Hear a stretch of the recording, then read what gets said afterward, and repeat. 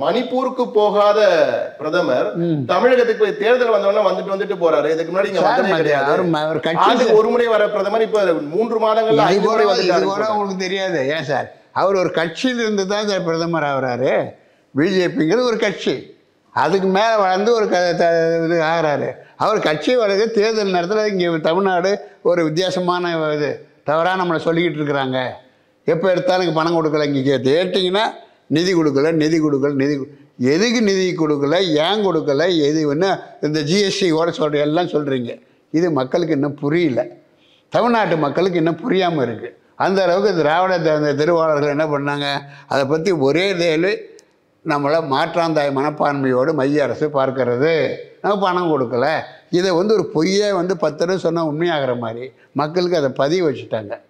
எங்கே தவறாக பதிவு வைக்கப்பட்டிருக்கிறதோ, குறிப்பாக தேர்தல் நேரத்தில் இந்த தவறான புரிதலுக்கு விளக்கம் சொல்கிற வகையில் தான் அவர் அரசியல் கட்சி சேர்ந்தவர். தேர்தல் நேரத்தில் ஒரு தடவைக்கு பல தடவை வராமல் என்ன பண்ணுவார்? அவர் கட்சி ஜெயிக்க வேணாமா? அது தப்பு என்னங்கிறேன் நான். அவர் தப்பு நீங்கள் ஒன்றும் இப்போ அவருக்கு என்ன தப்பு? வரும்போது சில இடங்களில் திட்டங்களையும் பண்ணிட்டு தானே போகிறார். பல கோடி திட்டங்கள் 4 ஆண்டுகளாக இதே குற்றச்சாட்டை வச்சுருந்தாங்க. அப்போ வராத தேர்தல் வரல சார், இன்னைக்கு தான் தேர்தல் வருது. இப்போ தான் நீங்கள் ரொம்ப குற்றச்சாட்டு சொல்லிக்கிட்டு இருக்கீங்க. அவருக்கு 2 வேலை இருக்குது. நீங்கள் சொல்லுகிற குற்றச்சாட்டுகள் தவறு என்று மக்களுக்கு சொல்லுவதற்காக வருகிறார். 2வது இந்த மாதிரி தவறான குற்றச்சாட்டை மக்கள் பதிய வைத்து விட்டீர்கள். ஆகவே உங்களுக்கு அதற்காகவும் நான் என்னுடைய கட்சி வெற்றி பெற வேண்டும் என்பதற்காகவும் நான் இங்கே அவர் ஜஸ்ட் பிகாஸ் அவர் ஒரு பிரதமங்கிறதுனால அவர் கட்சி பிஜேபிக்கு வரக்கூடாதுன்னு ஒரு ஸ்டேட்டில் எப்படியாவது மேலே கொண்டு வர நினைக்க மாட்டார். அவர் எஃபெக்டிவ் ஸ்பீக்கர் எடுத்துக்க, அவர் பிஜேபி ஒரு எஃபெக்டிவ் ஸ்பீக்கர் வராரு. நீங்கள் மோதின்னு ஒரு பிரதமரை தூக்கி தலையில் தூர வச்சுட்டா வராரு அவரு அது தானாக பதவி. அது இப்போ இத்தனை முறை கிட்டத்தட்ட ஒரு 5 முறை பிரதமர் கடந்த 3 மாதங்கள்ல வந்துட்டாரு. இந்த 3 மாதம் கட்சி வளர்க்குறதுன்னு நினச்சிங்க. பெரிய மாற்றம் வந்துருச்சுன்னு நினைக்கிறீங்களா? பிரதமர் வந்தனால மாற்றம் வந்துருச்சா? மக்கள் மனசு மாறிடுச்சா?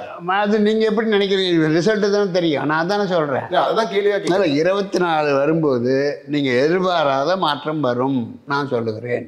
எதிர்பாராததை எதிர்பாருங்கள், அதுதான் இந்த மக்களவை தேர்தலுடைய முக்கிய தாரக மந்திரம். எடுத்துக்கலாமா? தாராளமாக எடுத்துக்கலாம். ஆனால் கருத்து கணிப்புகள் பார்த்தீங்கன்னா இந்தியா முழுவதும் ஒரு மாதிரி இருக்குது, ஆனால் தமிழ்நாட்டில் மட்டும் வேற மாதிரி வருது கருத்து கணிப்பு. அதாவது ஆரம்பத்திலேருந்து இதை பாஷன் பண்ணிட்டாங்க தமிழ்நாட்டு மக்களை.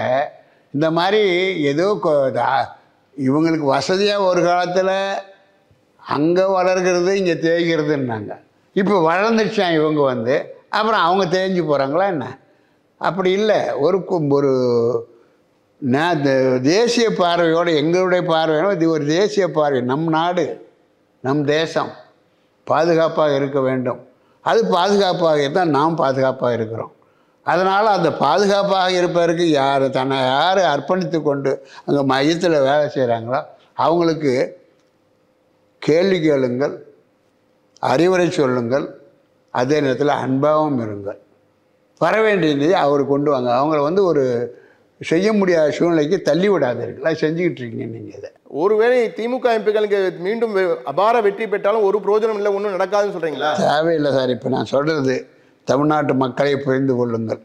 நீங்கள் பிஜேபிக்கு போடுகிற வாக்கை தவிர வேறு யாராக்காவது வாக்களித்தால் அது பயனற்ற வாக்கு, தமிழ்நாட்டு வளர்ச்சிக்கு உதவாது. இது ஏதோ மோடியை பற்றி சொல்லுவதாக அர்த்தமல்ல. இன்றைக்கு இந்தவர்கள் அத்தனை பேரும் போய் நாளைக்கு அங்கே சாதிக்க போவது ஒன்றுமில்லை. எதிர்ப்பை தவிர எதிர்ப்பு மட்டுமே காட்டுவார்கள், வேறு ஒன்றும் பண்ண முடியாது. பாரதிய ஜனதா கட்சியை சேர்ந்த சுப்பிரமணிய சுவாமி என்ன சொல்கிறாரு? பொருளாதாரத்தில் வளரவேலை இந்தியான்னு அவர் ஒரு பொருளாதார நிபுணராக அறியப்பட்டிருக்காரு. இல்லை, அவர் இப்போ ஆஃப் லேட் அவருக்கு நாட்டை விட அவருக்கு பர்சனல் எனிமிட்டி தான் பார்க்குறாங்க. 2வது மோடி என்னன்னு கேட்டிங்கன்னா, அவர் ஒரு பாதி பேர் பிராமின் நினச்சிட்டு இருக்காங்க தான் தமிழ்நாட்டு இது. அவர் சாதாரண ஏழை குடும்பத்தில் பிறந்த மிக சாதாரண, அவங்க அம்மா 4 வீட்டில் 10 தேய்ச்சி பாத்திரம் தேய்ச்சி வளர்த்தவங்க. நீங்கள் நினைக்கிற மாதிரி இல்லை. மழை பெஞ்சா வீட்டில் ஒழுகுது, அது ஒரு வீட்டில் பரவாமல் இருக்கிற ஒரு தட்டை வச்சுக்கிட்டு அப்படி இருந்த குடும்பம் தான். அதனால் அவங்க என்ன நினைக்கிறாங்கன்னா, இவங்க பிஜேபின்னா அது ஒரு இது பிராமின் சப்போர்ட்டட் அல்லது பிராமன் நடத்த அப்படிங்கிறதெல்லாம் இல்லவே இல்லை. ஆனால் எதிர்கட்சிகள் குற்றச்சாட்டு என்னென்னா, அவருக்கு வந்து தனிப்பட்ட நீங்க சொன்ன மாதிரி அவருக்கு யாருக்கும் செய்ய வேண்டிய அவசியம் இல்ல, அவருக்கு வந்து வாரிசுகள்லாம் பெருசா இல்ல, அவரோட வாரிசா கார்பரேட்டுக்கு தான் அவர் பார்க்குறாரு. கார்பரேட் கொடுத்து என்ன ஆக போகுது சொல்லுங்க? கார்பரேட்டுக்கு அவர் கொடுத்து அதனால் என்ன ஆக போகுது? நீ தப்பாக நினச்சிக்கிட்டு இருக்கீங்க. நான் சொல்கிறேன் ஐ ஆம் ஃபார் கார்பரேட். ஒய் அப்படின்னா அதானி, அம்பானி, டாடா, பிர்லா.